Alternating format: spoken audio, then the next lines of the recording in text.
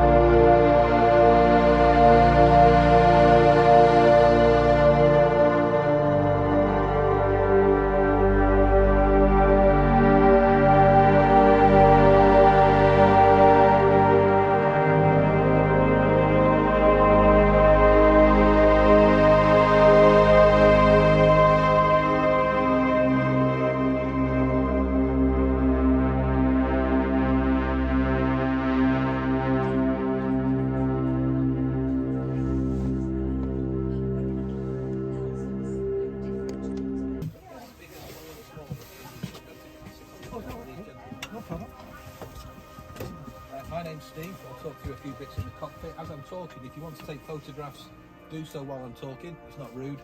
Also, if you need to swap seats around while I'm talking, not a problem. Please do so. Yeah. So, instruments. I'll say captain seat there. First officer here. Flight engineer there. Flight engineer, busiest man on the plane during flight, and we'll cover some of the things that he did. Over here, the instruments are duplicated on one side and the other. So up here, you've got your altimeter, you've got your Mach meter, so 2.02. Oh, sorry, that's speed. Got your speed, got your Mach meter, your artificial horizon, and these are sort of navigations, directional compasses. This bit here is the newest bit added to Concorde, and this is the TCAS screen, the only real electronic-y bit in the cockpit. Traffic collision and avoidance system. So there's a bit underneath the aircraft which you'll see. If an aircraft looks like it's going to crash into each other, the aircraft actually talk to each other, and it'll move. One will move one way, one will move the other, move them out of the way, and that's what that bit is here. You've got 4 engines, 1, 2, 3, 4, 4 columns, 1 for each engine, and you've got 4 throttles. And these piano key type things are the reheat or the afterburners. So on takeoff, you've got to get this aircraft out there, like the Ryanair 737-800 over there, that takes off about 150 miles an hour. Concorde takes off at 250 miles an hour. So you've got to get this aircraft up to 250 miles an hour in the same distance, i.e. the runway length that they use as well. This is why you use the reheat. Throttles forward, put these on 2 at a time, otherwise, and then you get a heck of a kick, pushes the passengers back in the seat, and you get tremendous acceleration down to 250, and then you become airborne. again. This dial here, this is a temperature gauge. Concorde doesn't have a speed limit, it has a temperature limit. It's made out of aluminium alloy. It can't go hotter than 127 degrees. Even at 60,000 feet, there is a bit of air up there, not much, but a bit. That friction with the airframe increases the temperature. If it rises above 127, then it causes issues with the airframe. If it gets to 125, the aircraft has to slow down. That's what this does. This is the autopilot. That's connected with the temperature. If we get to 125, 124, the aircraft will slow down. So there's no speed limit as such. Cruising speed about 1,350 miles an hour, which equates to the same temperature gauge. Fastest, this particular Concorde holds a speed limit at 1,488, because whatever weather conditions on that particular day, the temperature didn't get to. Talking about the temperature, what happens when you heat metal up? Expands. Concorde grows about 9 inches in flight when it's supersonic speed. So they have to account for that, but they put in expansion joints. Just see where that blue tab is on the wall there? That's an expansion joint there. You can't get your fingers in there normally, but there's a picture of a flight engineer with his hand in that gap because the aircraft expands. One of the things they did on the last flight is the flight engineer got the captain to sign his hat and squeezed his hat into the gap. So when it landed, the aircraft shrunk again, and well, whatever it did, it got smaller and traps his hat in that slot, so that's there forevermore. That particular aircraft is a Bristol. Flight engineer, anything above his table is to do with in-flight operations, so pumping fuel around the aircraft to trim the aircraft. Anything below his table is to do with engine startup and emergencies. So you don't, hopefully you won't need this. Flight engineer sits there, so there's 3 crew. So the flight engineer, that's like the spare chair, so the Queen Mother used to sit there drinking gin and tonics when she was on it. So training captains, engine crew would sit there. You're the captain, I'm the first officer, so you're in charge, and that's the flight engineer. Busiest man on board, you have to monitor all these instruments, fuel temperature, everything, engines, just to make sure that everything's running. Yeah. Well, one of you would have control. You both. It's not like on film. One of you would take turns. I'm assuming that a lot of it is computers emulated compared to what we're seeing here. Oh, this would be it's nice. just yeah. And if there's a problem, it will tell you nowadays, whereas the flight engineer had to actually look at it. And that's pardon? I just got it in here. Well, obviously landed it on the runway and then pushed it backwards across the grass to here, and then a few years later we afford to build a hangar. And that's the cockpit. Thank you very much. Did you have to go back from the back end?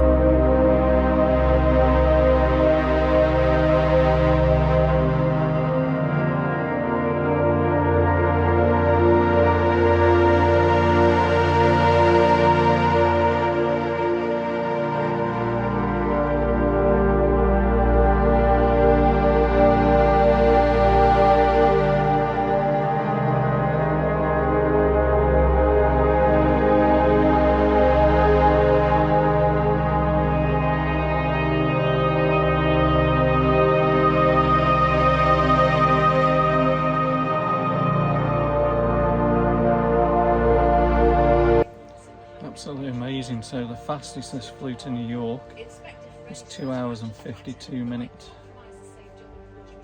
And you'd be in New York City, so you could go shopping in New York for the day. Unbelievable. The visit to the Aviation Viewing Centre here in Manchester Airport, and come on the Concorde. Again, just £16 and good experience.